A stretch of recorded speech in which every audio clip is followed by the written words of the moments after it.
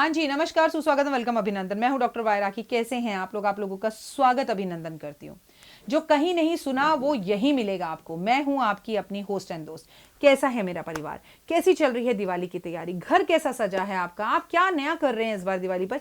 Comments में जाकर जरूर लिखिए। जय माता दी जरूर लिखिए। किस तरह से आपने दिवाली की तैयारियां करी? क्या क्या एक्साइटमेंट आपके मन में है? अगर मन उदास है या परेशान है तो किस बात को लेकर मन उदास या परेशान है? क्या मैं आपकी परेशानी किसी तरह से दूर कर सकती हूँ? क्या आप किसी तरह से पॉजिटिव सोच सकते हैं? तो सोच को पॉजिटिव जरूर रखें। जो कहीं नहीं सुना वो यहां मिला। जी हाँ, ये जो उपाय मैं आपको बताने जा रही हूं ये आपको अपनी दिवाली से यानी कि 14 नवंबर से 30 नवंबर के बीच में कभी भी करने हैं। आप ये सारे उपाय 14 नवंबर को भी कर सकते हैं और ये सारे उपाय आप 30 नवंबर को भी कर सकते हैं। क्या है राखी जी 30 नवंबर को? तो 30 नवंबर को है देव दिवाली। और अगर आपके पास 14 नवंबर को टाइम नहीं है, 30 नवंबर को टाइम नहीं है, तो कार्तिक के इस पावन महीने में कभी भी ये उपाय कर सकते हैं। इसका पूरा फल आपको मिलेगा। आप कभी भी इस कार्तिक मास में 14 नवंबर से और 30 नवंबर के बीच में ये उपायों को करें। आप गुड़ की खीर बनाएं और हरि विष्णु को भोग लगाएं और केले के पेड़ पर एक पत्तल के अंदर केसर डालकर ये खीर भगवान को भोग लगा कर आएं और उनसे कहें कि लक्ष्मी आए हमारे घर, धन बरसाए हमारे घर। ये उपाय आप धनतेरस वाले दिन भी कर सकते हैं, यानी कि 12 नवंबर, 13 नवंबर, 14 नवंबर, 16, 18, 28, 29, 30 नवंबर तक आप इन उपायों को कभी भी कर सकते हैं। जब भी आपकी आर्थिक स्थिति सही हो, जब भी आपके पास समय हो, जब भी आपका मन खुश हो, इन उपायों को करें।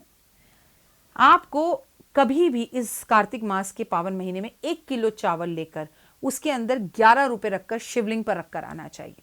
वैसे बहुत अच्छा हो कि ये सारे उपाय आप सुबह ब्रह्म मुहूर्त में करें या फिर सूर्यास्त होने के बाद शाम को करें, क्योंकि कार्तिक मास का समय है या तो सुबह सुबह अंधेरे में हो या फिर शाम को अंधेरा होने के बाद। जब भी आपके पास समय हो तब आप इन उपायों को जरूर करें।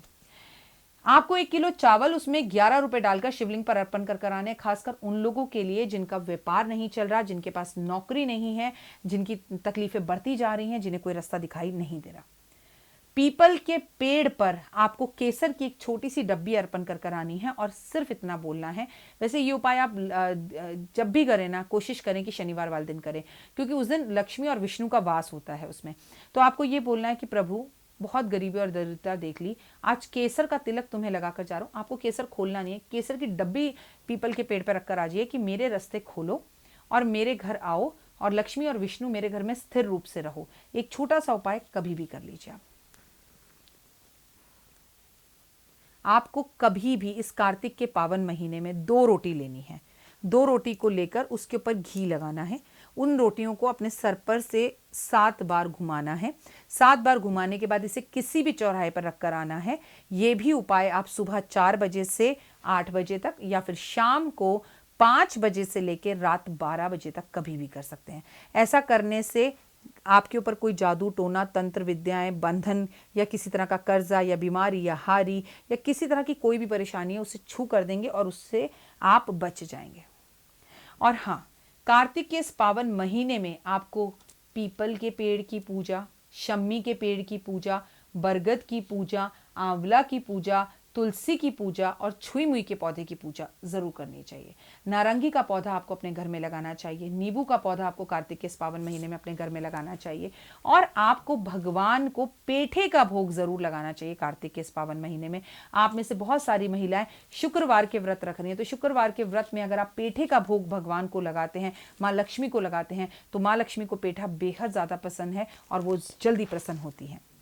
केले के पेड़ पर जब आप घी का दिया जलाएं पूरे कार्तिक में, अगर आप जला सके तो बहुत अच्छा, क्योंकि विष्णु की आप पूजा कर रहे हैं। नहीं तो कम से कम थर्सडे वाले दिन तो ज़रूर जलाएं और उनको आप इनवाइट करें कि हे भगवान, कार्तिक का पावन महीना चल रहा है, हरि विष्णु तुम्हारा दिन चल रहा है। इस दीपक को जलाने की खास दिन आपको बता देती हूँ।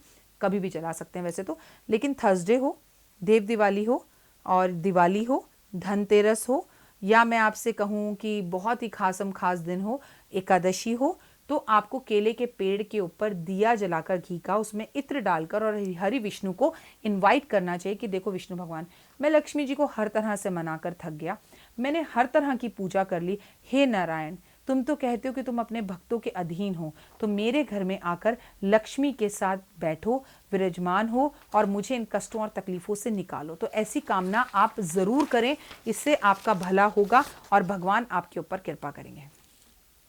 मैं आपको कई बार कई वीडियोस में बता चुकी हूँ कि कार्तिक के इस पावन महीने से आपको एक ऐसी स्प्रे की बोतल बनानी है जिसमें गंगा जल, जिसके अंदर गुलाब जल, जिसमें थोड़ा सा कपूर, थोड़ी सी फिटकरी मिक्स कर कर आपको अपने पूरे घर में, व्यापार में, ऑफिस में, फैक्ट्री में, कहीं पर भी अपने चारों तरफ, अपने बच्चों के ऊपर, अपनी छत पर, अपनी बालकनी में, अपने मेन डोर पर आपको छिड़कना चाहिए। तो ये उपाय आप कंटिन्यू करते रहें, इवन ऑफिस और फैक्ट्री, इवन गाड़ी में भी जरूर कीजिए और चुपचाप करें महिलाएं, बहुत अच्छा रहेगा। घर में लक्ष्मी जी के सामने 2 काली कौड़ी रख लीजिए। काली कौड़ी इतनी बड़ी आती है, थोड़ी महंगी भी होती है। काली कौड़ी रखकर उसके आगे घी का दिया जलाएं। पूरे के पूरे जो शुक्रवार के आप व्रत रख रहे हैं, जितने आप रख चुके हैं, जितने व्रत बचे हैं उतने व्रतों के आमने सामने रखें। जब आपके शुक्रवार के व्रत पूरे हो जाएं, और ऑब्वियसली वो तो कार्तिक मास के बाद ही पूरे होंगे, तो आप इन कौड़ियों को लेकर अपने पतिदेव के पर्स में या अपने पतिदेव की तिजोरी में या आपके पतिदेव जहां पैसे रखते हैं वहां, या उनकी फैक्ट्री में या उनके ऑफिस के गल्ले में, कहीं पर भी रख दीजिए जहां उनका धन जुड़ता है। कभी भी धन उस जगह से खाली नहीं होगा और बहुत ज्यादा धन बरसेगा। कार्तिक के इस पावन महीने में दिवाली की रात या पूरे कार्तिक के महीने में कभी भी देव दिवाली की रात या एकादशी की रात या धनतेरस की रात या मैं कहूं प्रदोष की रात आपको लक्ष्मी जी का हवन करना चाहिए, पंडित को बुलाना चाहिए और रात्रि में भोजन वगैरह कर कर आराम से बैठकर तसल्ली से लक्ष्मी के मंत्रों का जाप करें, लक्ष्मी सूक्त का पाठ करें, कनकधारा स्रोत का पाठ करें और लक्ष्मी हवन करें से लक्ष्मी बेहद ज्यादा खुश होती है।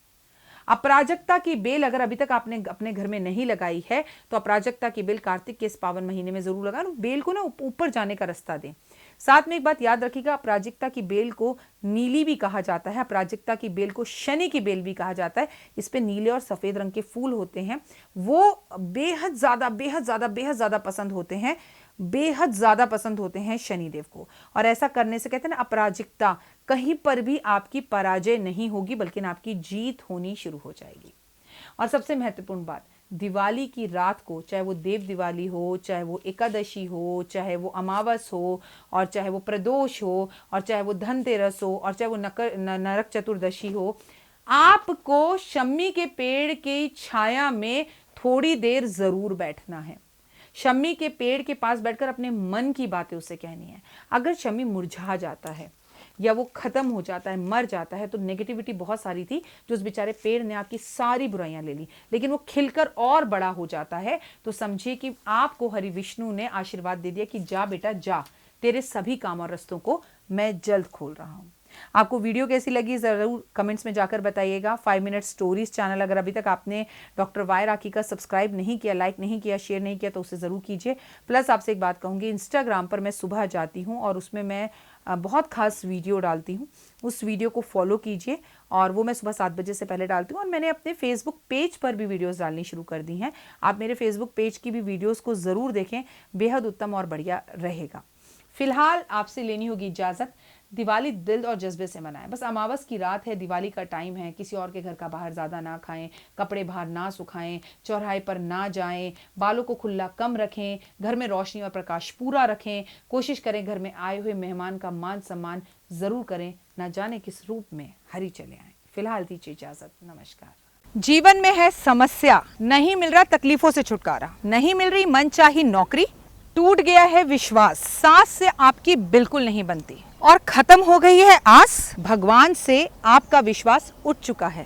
टैरो के 78 कार्ड खोलेंगे भविष्य का राज। सरकारी नौकरी से हैं आप कोसों दूर, कुंडली जगाएगी कुंडली जागरण, कुंडली बताएगी आपका भविष्य। ऊपर से ये जादुई हवाएं, ऊपरी हवाएं, जादू टोना तंत्र विद्याएं, पति पत्नी और वो, करना होगा खुद पर विश्वास। दीजिए मुझे भी एक मौका, अपनी कुंडली दिखाइए, टैरो कराइए, लेकिन अपनी जिंदगी को जल्द बदलवाइए। मैं हूं डॉक्टर वाई राखी।